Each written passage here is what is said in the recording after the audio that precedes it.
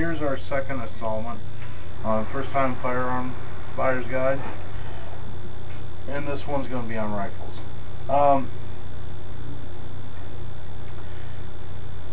First thing that you got to understand is that with a rifle, your strong suit is accuracy, especially accuracy over long range. Okay? So if I need to shoot something at 300 yards, I can do it with a rifle.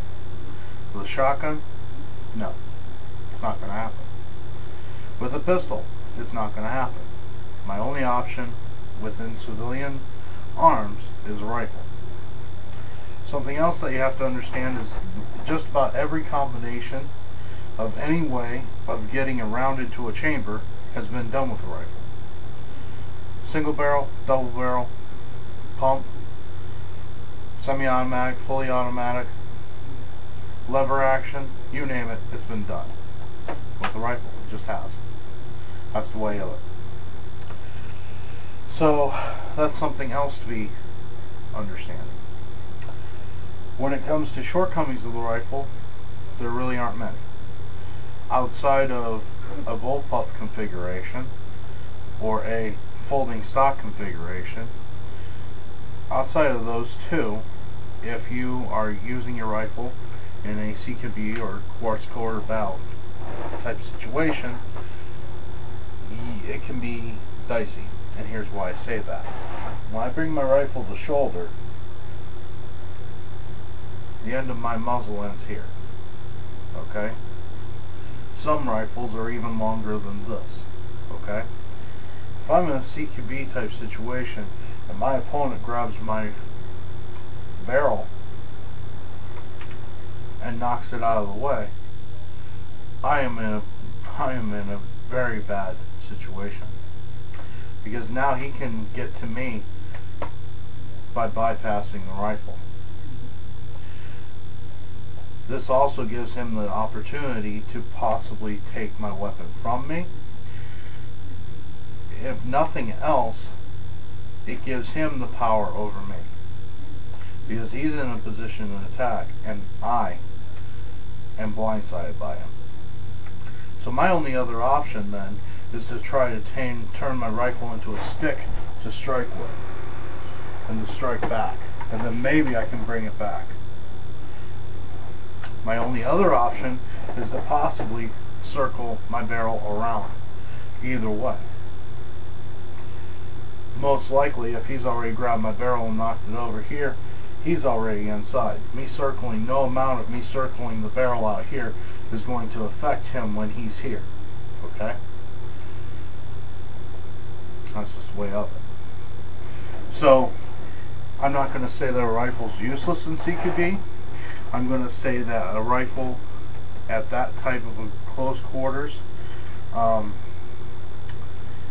you need to have something else. You need to be able to back up to a secondary, be it a firearm or a knife. You need to have something besides just this. Okay?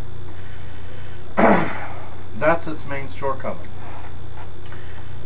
If you have a bullpup, which basically has the magazine and all the functionality of the receiver and all that stuff basically back here, it makes it, the barrel is the same length, but overall it is shorter, so therefore you don't have all this length for your opponent to grab. The other thing is that sometimes you can get a side folding stock or a folding stock. This shortens the overall length so that it makes it less likely for my opponent to grab my barrel. That's the whole point. Okay? So there are ways around it. There are ways that have been devised, but still, that is the rifle's main shortcoming. Outside of that, it really doesn't have one. The only other shortcomings that you'll come up with are mechanics based, in that a lot of your mechanical action rifles, that being your lever actions, your pump actions, your double barrels, anything that you have to move something, to get another round into the chamber. Typically do not have as high of a magazine capacity as a rifle that is semi-automatic or fully automatic, because they have a box magazine, typically. Not always, typically. So, capacity, not so much. On the other hand, accuracy is supreme. So, with all things, there's a give and a take. And with the rifle, it can be accuracy for capacity, or less capacity for better accuracy. A lot of bolt action rifles are 5 rounds, typically. So if you have a 5-round bolt action rifle, are you going to want to be using that in a CQB type situation? Probably not. It takes time to work that bolt, and you've only got 5 rounds. However, in a long range situation where I've got 300 acres to defend, or a larger plot of land to defend, yeah, maybe I want that bolt action. Maybe I want to have that accuracy. Something else that we want to talk about when we're talking about rifles is we want to talk about optics. Optics are the thing that you get what you pay for. You really do. On certain rifles, you can get away with cheaper optics. What do I mean by that? With a .22 rifle, it's not going to have the recoil that you would find with, say, a .30 caliber rifle. And there's a bunch of .30 caliber rifles out there. You got your 308s, you got your 30-30s, you got your 30-06, you've got your 300 Winchester mag. You got all these are .30 caliber rifles. So 7.62 by whatever is a .30 caliber rifle. Okay, so understand that.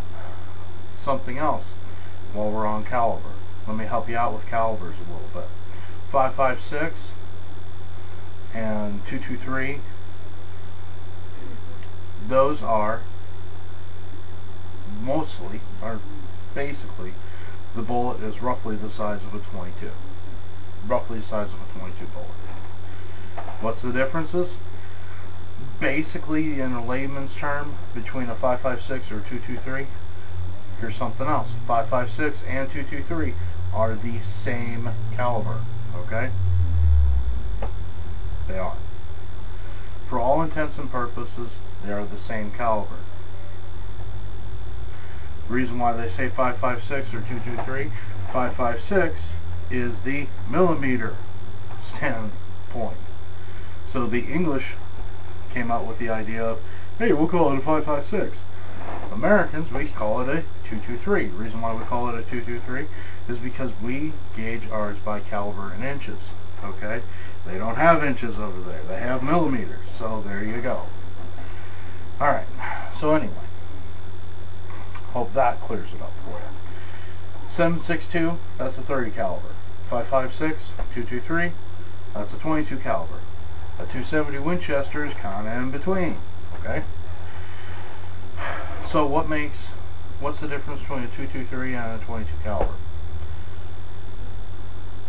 The biggest difference, powder charge. That's about it. You put a bigger powder charge behind the .22 and it becomes a 2.23. That's pretty much where you're at. Beyond that. So, likewise, if I'm shooting a .22, am I going to need a .22 long rifle, like I have with my Ruger 1022? Am I going to need a pristine optic that can withstand the recoil of, say, a 300 Winchester mag? No. No, I'm not. Why? Because the recoil isn't as much. So therefore it's less wear and tear on my scope. Therefore it doesn't need to be made as well. Okay? On the other thing that you're going to want to look at is what is the capacity of and the capabilities of your round.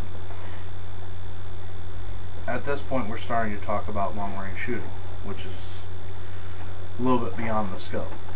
But the fact of the matter is that you have to look at each individual rifle that you're thinking about carrying and say, okay, will it fit my needs? If I've got 5 acres to cover, to protect, maybe I want a rifle. On the other hand, if I have less than 2, maybe I want a shotgun. Maybe I want something else. Just an idea. So anyway, food for thought. Next one's going to be on shotguns. Oh, something else before I leave, real quick. This applies to everything. Shooting and marksmanship in general is a perishable skill. If you do not use it, you lose it. A good way of keeping that skill sharp is to get yourself an air rifle, like a 760 Pump Master, and you go down into your basement and shoot into a good target block. There are ways of making them. There are ways of getting them. Get a target block, get a 22 or a air rifle, and now you have a way of keeping your marksmanship and your accuracy sharp for very little money. I think I paid maybe $25 for this rifle, this air rifle, and for $10 you can get about 6,000 rounds for it, and now you have a good, reliable way of not only practicing your marksmanship, but if you're in a situation where you cannot have a rifle, or a rifle is too much noise, this may be a good option for harvesting small game, such as squirrels, rabbits, etc. and so forth. So anyway, quick food for thought, but thanks, and we'll get the shotguns on the next one. I appreciate your comments, I appreciate your views, I appreciate your time. Defend your homes wisely.